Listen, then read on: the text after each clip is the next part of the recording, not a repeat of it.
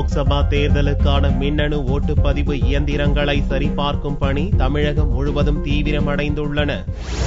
தமிழகத்தில் 39 லோக்சபா தொகுதிகளில் வரும் 24ஆம் தேதி வியாழனன்று ஓட்டுப்பதிவு நடக்கிறது. அந்தந்த தொகுதிகளில் வைக்கப்பட்டுள்ள மின்னணு ஓட்டுப்பதிவு இயந்திரங்களை சரிபார்த்து தயார்படுத்தும் பணி தீவிரமடைந்துள்ளது. மின்னணு ஓட்டுப்பதிவு இயந்திரத்தின் கண்ட்ரோல் யூனிட்டை சரிபார்த்து போதுமான அளவு இயந்திரங்கள் உள்ளதா என்பதும் கண்காணிக்கப்பட்டு வருகிறது.